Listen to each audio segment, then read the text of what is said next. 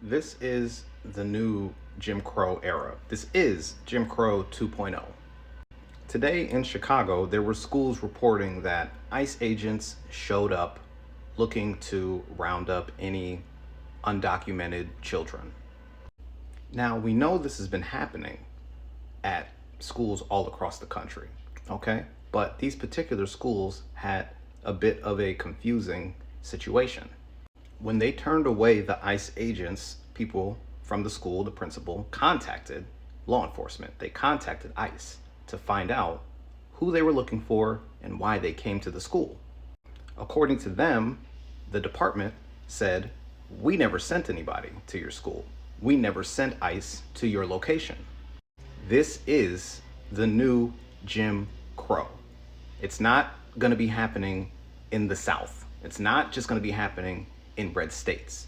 What Donald Trump is ushering in is an entire nation of Jim Crow legislation.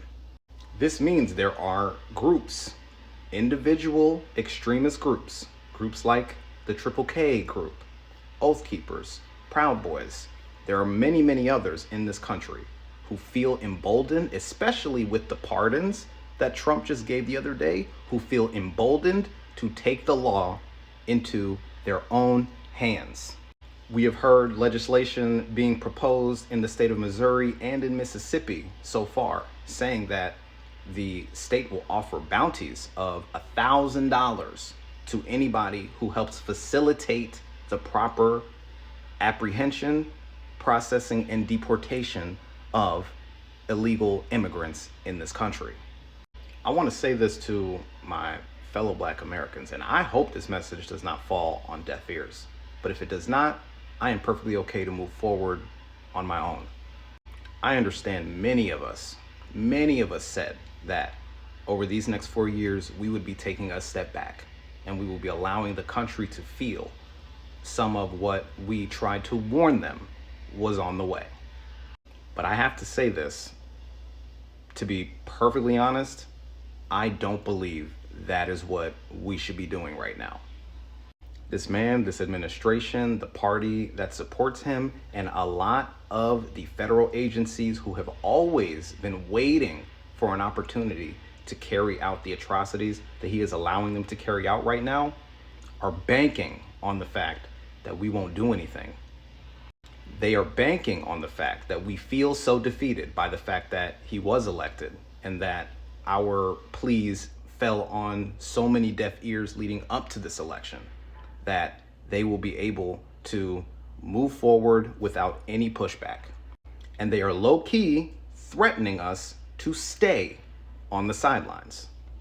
It is not a coincidence that police are being given immunity in certain cities. It is not a coincidence that they are taking away the Civil Rights Department in the DOJ. It is not a coincidence that they are telling that department, you are no longer allowed to investigate the actions of police throughout this country. War has been declared and they are firing in our direction. Now, this does not mean we turn to violence. This does not mean we turn to violence, because that will play into the hands of the people who seek to oppress us. The minute we react with violence, the minute we react with that type of behavior, they will use the full force of the law behind them in order to shut us down completely and openly put us into the place they want us to be in. But for however long that we have to communicate and to bring up the truth, to wake people up to what's going on, to continue reaching out, to get involved in our local communities, to find ways to establish safety for not just us, but people who are also being attacked by this administration, it is time for us to step in. Because we know that it is not going to stop with the Latino community. They are just the first on the chopping block. After Donald Trump and this administration feel like they have sufficiently dealt with that issue, you know who they're coming for next. And for the white people who feel like they don't want to step into this situation, that they want to sit back and not get involved with what's going on, after this administration gets rid of us, they will come for you. It will start as a race war now, and it will evolve into a class war if they get what they want. The ultimate goal will be that there will be no one who falls underneath a certain tax bracket who will get proper rights in this country. They will strip them away. And at the rate he's going right now, it's not going to take 4 years. It might not even take one.